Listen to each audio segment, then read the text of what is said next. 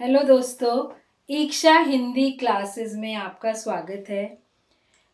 पिछले वीडियो में हमने सूरदास का एक पद पढ़ा था। अब हम आगे चलते हैं। दूसरा पद देखिए।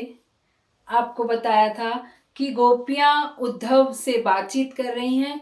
उद्धव ने जब ज्ञान का संदेश देना शुरू किया तो गोपियों ने उन्हें इतनी बातें सुनाई जो सूरदास ने अपने 4 पदों में हमें बताई हैं, हमारी पाठ्य पुस्तक में दी गई हैं। तो उसमें से पहला आप पढ़ चुके हैं, दूसरा हम देखेंगे। गोपियां उद्धव को क्या कहती हैं और क्या कहती हैं। मन की मन ही मांझ रही, कहिए जाए कौन पे उधो, नाही परत कही। अवधि आधार आस आवन की, तन मन बिथा सही।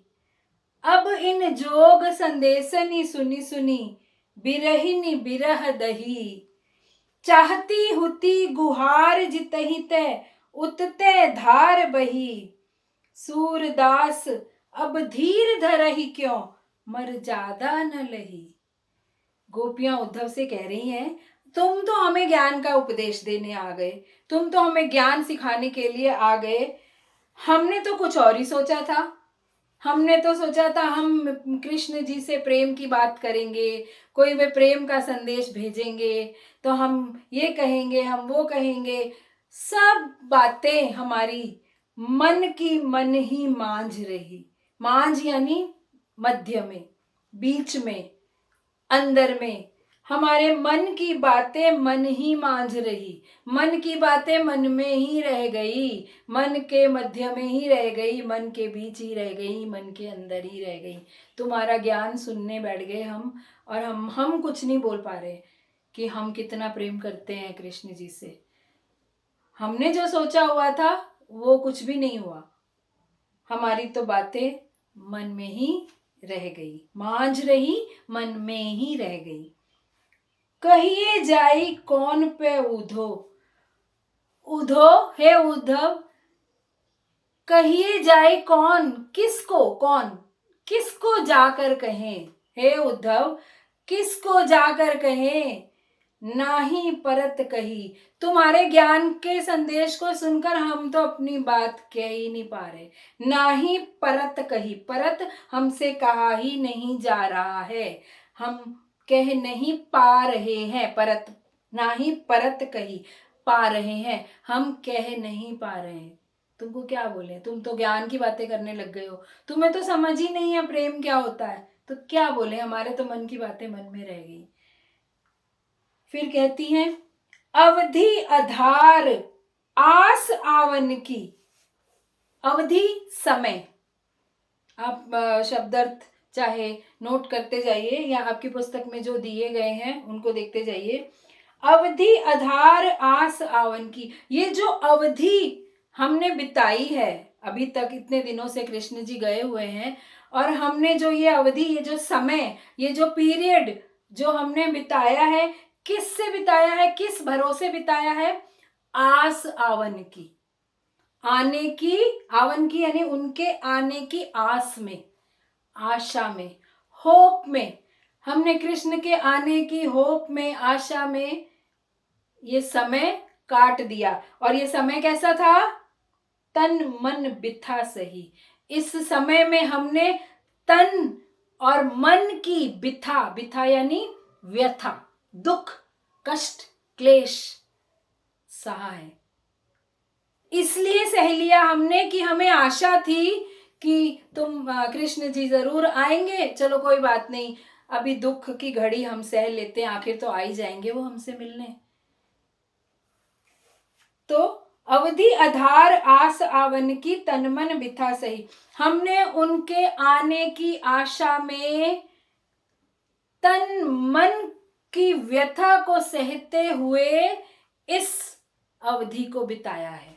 ये अवधि कोई आसानी से नहीं बीती है, बहुत दुख झेला है हमने उनके विरह का, उनके वियोग का, उनसे बिछड़ने का, ये कोई आसान नहीं था। लेकिन हाँ, हमें ये उम्मीद थी, ये आशा थी कि वे आएंगे, इसलिए हमने कहा चलो कोई बात नहीं। जब हमें उम्मीद होती है, आशा होती है, तो हम कहते हैं चलो कोई बात नहीं, इतना कष्ट भी सह लेंगे, आखिर तो आएंगे वो ना, इस बात की तो उम्मीद है।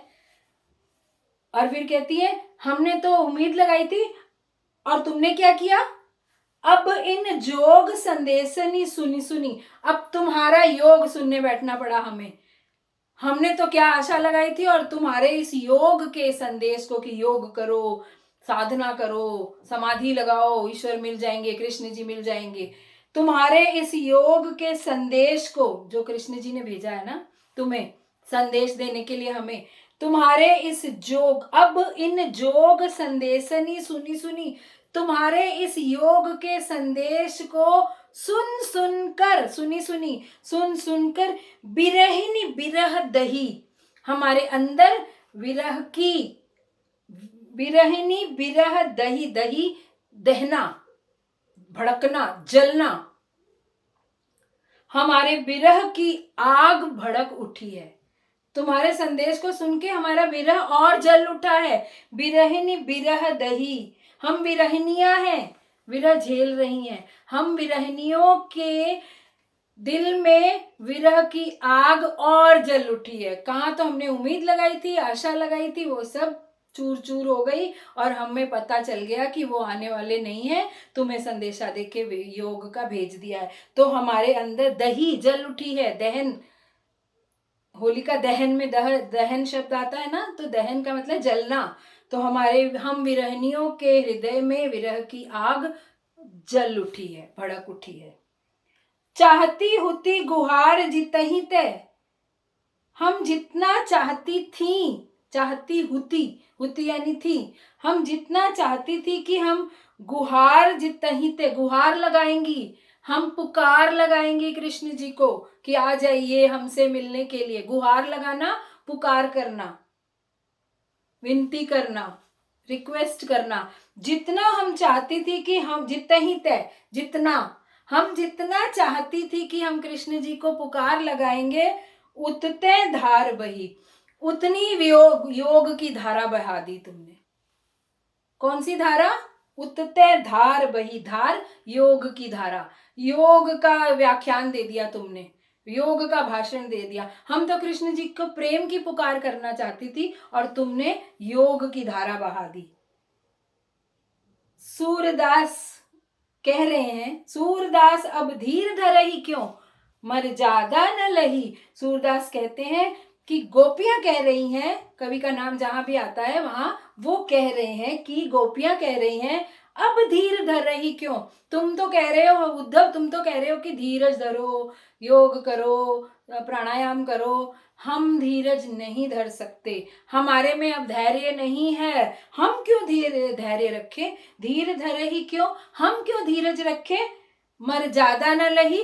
जब आपने कृष्ण जी को कह रही है कि जब उन्होंने मर्यादा नहीं रखी, मर्यादा न लही, मर्यादा नहीं रखी यानी अपनी बात में पूरे नहीं उतरे, अपने वादे पे मुकर गए, खुद उन्होंने अपना वादा तोड़ दिया और हमें कहकर गए थे कि मैं मिलने आऊंगा और मैं तुमसे प्रेम करता हूँ और अब हमें योग का संदेश दे रहे हैं, तो उन्होंने अपनी मर्यादा न लही, मतलब अपनी मर्यादा नहीं रखी, अपना वादा पूरा नहीं किया। उन्होंने जो प्रतिज्ञा की थी उस पर पूरे नहीं उतरे, न लही नहीं रखी, मर्यादा नहीं रखी, हमारी इज्जत नहीं रखी, हमारे प्रेम की मर्यादा नहीं रखी, हमारी इज्जत नहीं रखी, तो हम क्यों धैर्य रखें। अब हम भी बोलते रहेंगे, हम भी चुप नहीं रहेंगे, हम धीरज रखने वाले नहीं है। तो ये आपको समझ में आ गया होगा।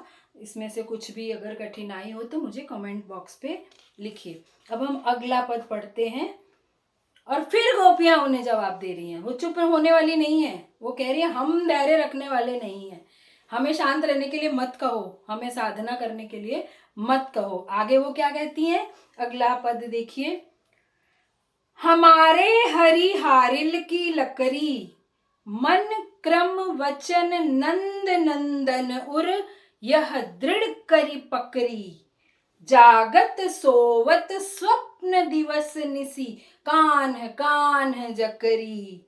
सुनत जोग लागत है ऐसो, ज्यों करुई ककरी।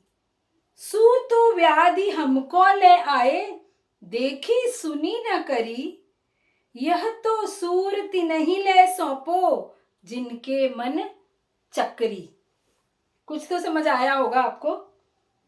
गोपियां क्या कहती हैं? अरे उद्धव, तुम क्या बात कर रहे हो? कृष्ण को भूल जाएं, प्रेम करना छोड़ दें और या साधना करने बैठ जाएं? ऐसा नहीं हो सकता।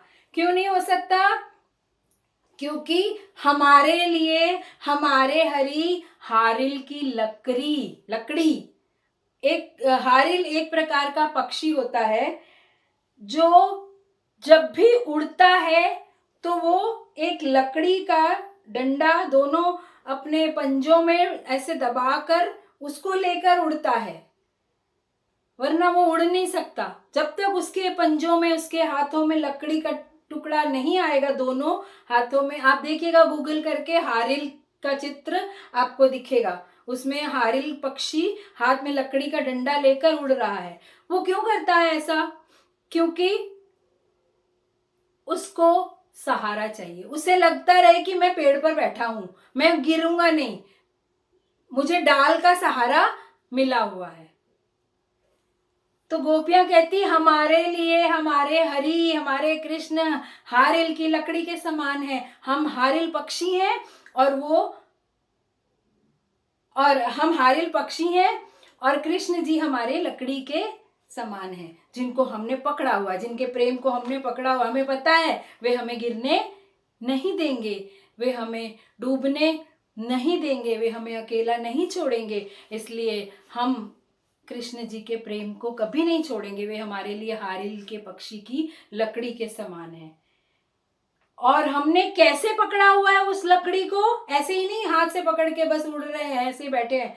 मन, क्रम, वचन, नंद नंदन उर। नंद नंदन यानी नंद का बेटा कृष्ण, नंद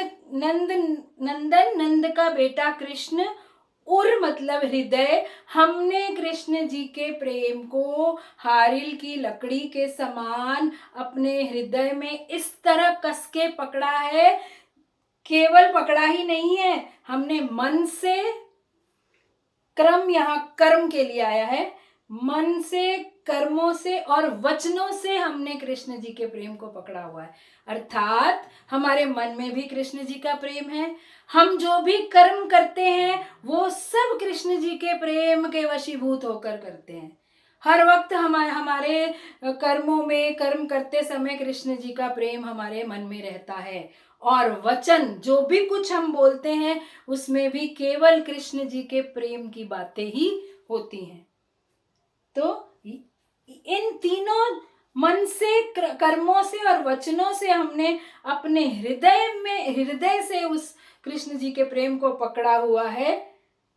दृढ़ करी पकड़ी, दृढ़ कसकर छोड़ेंगे। जो चीज कस के पकड़ ली जाती है उसको छुड़ाना मुश्किल होता है। फिर आगे देखिए क्या कहते हैं। जागत सोवत स्वप्न दिवस निसी। हम तो जागते हुए, सोते हुए, स्वप्न में सपने देखते हुए, दिवस दिन में, निसी रात में, कान कान जकरी। जकरी मतलब रटते रहते हैं। हम तो जागते, सोते, सपने में, दिन में, रात में कान कान कृष्ण कृष्ण कृष्ण कृष्ण रटते रहते हैं। जक लगा रखी है हमने, रट लगा रखी है कृष्ण जी की।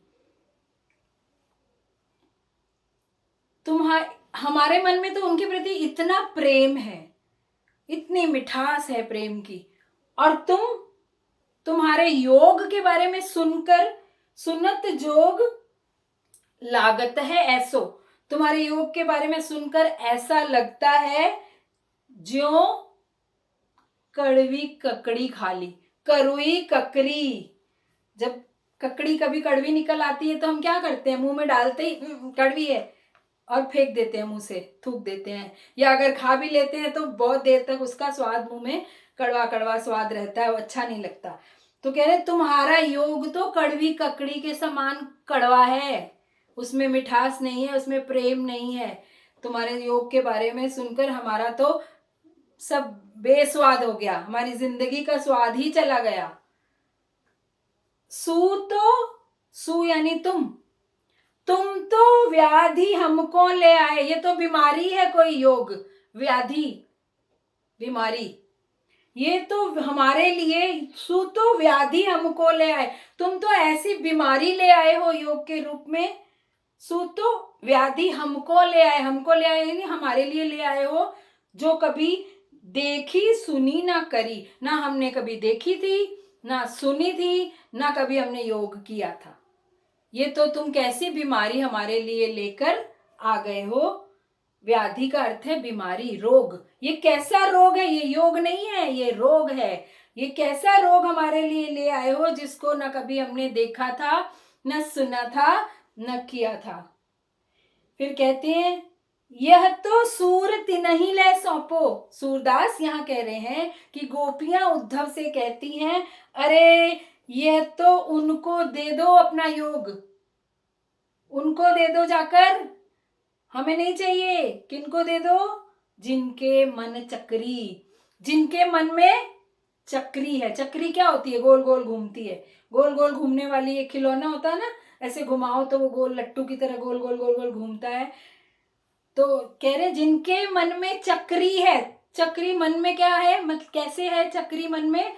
जिनका मन इधर उधर चक्कर काटता रहता है, जिनका मन भटकता रहता है, जिनका मन एक जगह लगता नहीं है, उनको योग कराओ, उनको साधना कराओ। हमारा मन तो कृष्ण में रम गया है, हम उनसे हटने वाले नहीं हैं। हमारे मन में कोई चक्कर नहीं है, कोई शंका नहीं है, कोई भी किसी प्रकार का भी संशय नहीं है, किसी प्रकार का भय नहीं है। हमें इधर उधर जाना नहीं है, हम तो जो प्रेम कर रहे हैं हम उसी पे टिके रहेंगे, हमको इधर उधर भटकना नहीं है। तुम उनको दे आओ जाकर जिनके मन में चक्कर है। जिनके मन में चक्कर है मतलब जिनका मन हर वक्त इधर उधर भटकता है, ये पूजा करें, ये पाठ करें, ये करें, यहाँ जाएं, योग करें, साधना करें, नहीं। हमारा मन कृष्ण के प्रेम में मगन है, मस्त है, और हम यहीं टिके रहेंगे। तुम अपना योग कहीं और जाकर बांटो, हमें नहीं चाहिए।